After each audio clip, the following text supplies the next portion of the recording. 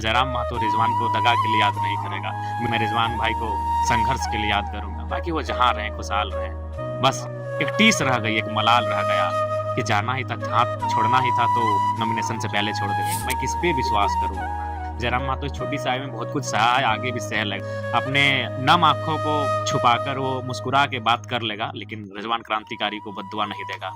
दो क्रांतिकारी, एक रिजवान और दूसरा जयराम, कहने वाले, साथ में डायलॉग मारने वाले दोस्त आपको दगा देके चले गए और ऐसे समय में दगा देके चले गए हैं जहाँ से जयराम अकेले आंसू भी रोएगा तो उसका दिल नहीं भर सकता। नहीं, आपने सही कहा। बगोदर सीट को मैंने उनको प्रेफर किया था, इसलिए चूंकि वो उन्होंने 1 साल तैयारी किया था बगोदर से। जब वो जेकेएमएम बनाए थे उस समय वो बगोदर से ही तैयारी कर रहे थे। फिर अचानक पता नहीं उनको कहाँ से ये आइडिया आया या फिर किन लोगों ने उनको हिंट किया कि वो कांडे चुनाव लड़ेंगे, हॉट सीट लड़ेंगे जहाँ मुख्यमंत्री की अर्धांगिनी हो, राज्य लेवल पे। उनका ख्वाहिश था। हाँ, उन्होंने ही मुझे कहा था। मैं कांडे के लिए कैसे सोच सकता हूँ? देखिए, इसका मुस्लिम में पकड़ नहीं था, महतो लोग ही, जयराम महतो जैसे लोग और कुर्मी समुदाय के लोग ही इनको बड़ा नेता बना दिया। ये सत्य है, सत्य से नकार नहीं सकते हैं।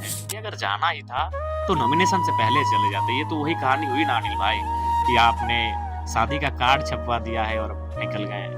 अरे आपको नहीं मर्जी थी, आप अपनी मर्जी से विवाह करते, लेकिन शादी का कार्ड नहीं छपवाना था। तो वही भाई साहब को यही था कि नॉमिनेशन से पहले जाना था, कम से कम वहाँ हम अपना प्रत्याशी तो दे सकते थे। रिजवान आपके खिलाफ आके बेरमो अगर प्रचार करते हैं क्योंकि वो मुस्लिम बहुल इलाका है, तब तो फिर आपके लिए बड़ा डैमेज वाला स्थिति है। डैमेज नहीं हो। एक बार दगा दे दिए, दूसरा दे दिए तो एक्सेप्ट कर लिया, फिर से अगर आ जाएंगे रिजवान तो क्या कहिएगा? दो क्रांतिकारी, एक रिजवान और दूसरा जयराम, कहने वाले, साथ में डायलॉग मारने वाले दोस्त आपको दगा देके चले गए और ऐसे समय में दगा देके चले गए हैं जहाँ से जयराम अकेले आंसू भी रोएगा तो उसका मतलब दिल नहीं भर सकता है। नहीं, आपने सही कहा। कल जब मैंने सुना तो सबसे पहले हमने अपने सारे कार्यक्रम को कैंसिल कर दिया और हमें लगता है कि आज मनसा पूजा के बाद हम पहली बार घर गए। अपने सारे साथियों को जो फोर व्हीलर में गए थे, फोर व्हीलर को हम आधे रास्ते से घुमा दिए। हम घर से बाइक मंगाए बुलेट। हम बोले नहीं, आज किसी के साथ हम नहीं जाएंगे, आप लोग अपना घर चले जाइए। और सही बात है, हम बुलेट मंगाए, बुलेट में बैठ के घर गए, कमरे को बंद किए और आंखें गिली थी। इसलिए गिली थी कि सवाल यही है कि आज मैंने अपने शरीर को गला दिया। मैं किस पे विश्वास करूं? आज यही रिजवान दा, हालांकि उनको मैं फिर यही कहूंगा कि मैं उनको दगाबाजी के लिए याद नहीं करूंगा, मैं उनको संघर्ष के लिए याद करूंगा। उन्होंने संघर्ष किया है। आज मुझे भी वो दिन याद आता है कि जब मैं वो तेतुलमारी के अपने मोहलेडी गांव में थे। पहली बार आज से 2.5 साल नहीं, लगभग पौने 3 साल पहले, उससे भी ज़्यादा 2-3 महीना कम कहिए कि 3 साल पहले मैंने उनको कॉल किया और उनको मैं अपने मामा घर लेके आया। क्योंकि उस समय हम लोग को मीडिया कवरेज नहीं करती थी। उस समय एक जितेंद्र ब्लॉग थे और रोहित ब्लॉग थे। उसके अलावा कोई ऐसा विषय राजकुमार मंडल जी थे कभी-कभी और राहुल मोदक जी थे।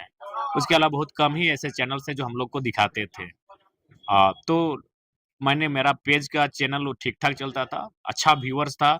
कोई भी हम स्टेटमेंट देते थे वो लगभग 1 लाख, 1.5 लाख, 2 लाख तक एक दिन में पहुँच जाता था। तो पहली बार उनको हम मामा घर बुलाए, हम मामा घर में रहते थे। मामा घर का नाम आमडी है। रिजवान भाई को खाटी पे बैठाएँ और उसका हम शीर्षक भी दिए थे कि खाटी में बैठकर खाटी मुसलमान को सुनिए 1932 के खतियान पे। वो मेरा पेज था, वो चैनल भी नहीं था। नहीं, उस उससे पहले तक रिजवान जी को किसी चैनल ने भी कवरेज नहीं किया था। मैंने खुद उनको अपने पेज पे लाए कि रिजवान भाई आप बोलिए। तो फिर उन्होंने बोले और वो वीडियोज़ हमको लगता है एट ए टाइम 80,000 व्यूअर्स ने देखा और समय आते-आते शायद लाखों पार हो गया था। तो मैंने उनको स्वयं निमंत्रण दिया था कि इस आंदोलन में आप मेरे साथ चलिए, वो चलें, बहुत अच्छा चलें। बीच में फिर वो अपना जेकेएमएम कुछ बनाए।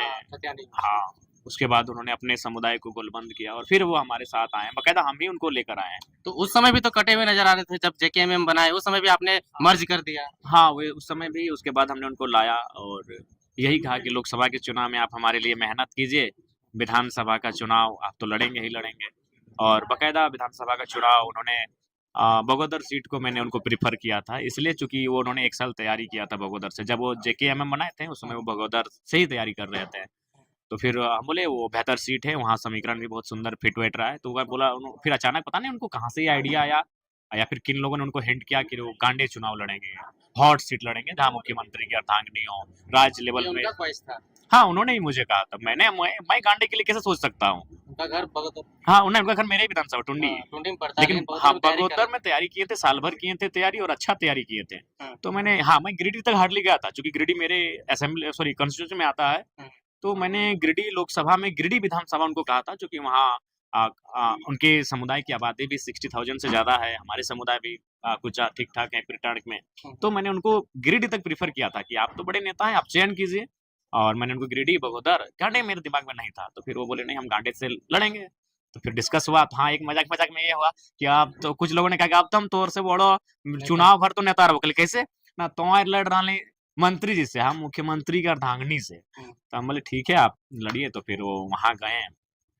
उसके बाद जो भी था बस इतना ही कहेंगे, जहाँ भी रहो दोस्त खुशहाल रहना, सलामत रहना, अच्छे से रहना। और हाँ, यही अगर आपको जाना ही था तो नॉमिनेशन से पहले जाना था।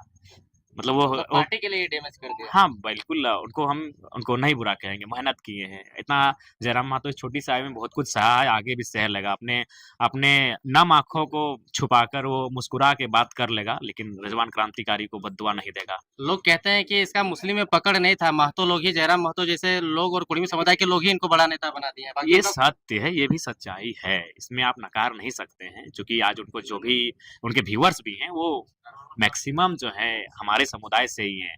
उन्होंने जिन मंचों पे संबोधन किया है, वो हमारे समुदाय की भीड़ थी। ये सत्य है, सत्य से नकार नहीं सकते हैं। लेकिन अंततः यही कहेंगे, अगर जाना ही था, तो नॉमिनेशन से पहले चले जाते। ये तो वही कहानी हुई ना अनिल भाई, कि आपने शादी का कार्ड छपवा दिया है और निकल गए। अरे आपको नहीं मर्जी थी, आप अपनी मर्जी से विवाह करते, लेकिन शादी का कार्ड नहीं छपवाना था। तो वही भाई साहब को यही था कि नॉमिनेशन से पहले जाना था। कम से कम वहाँ हम अपना प्रत्याशी तो दे सकते थे। सही बात है, लेकिन कहीं न कहीं आपके लिए भी वो जेल गया जिस दिन लोकसभा का आपका नॉमिनेशन था, उनको उठा करके ले आदर, गया। इसीलिए मैंने कहा कि मैं उनको दगा के लिए याद नहीं करूँगा, मैं रिजवान जी को संघर्ष के लिए याद करूँगा। हालाँकि मेरे समर्थक, उनके समुदाय के ही कुछ लोग उन्हें दगा के लिए याद कर सकते हैं, लेकिन जयराम महतो रिजवान को दगा के लिए याद नहीं करेगा।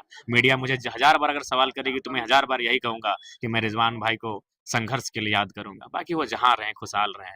बस यही एक मने एक टीस रह गई, एक मलाल रह गया कि जाना ही था, हाथ छोड़ना ही था तो नॉमिनेशन से पहले छोड़ देते। एक बार दगा दे दिया, दूसरा दे दिया तो एक्सेप्ट कर लिया, फिर से अगर आ जाएँगे रिजवान तो क्या कहिएगा? देखिए, अब सोचा जाएगा। हम लोग बहुत भावुक इंसान हैं, बहुत कोमल हृदय के इंसान हैं और कभी अगर हम लोग इतने जालसाजी नहीं है।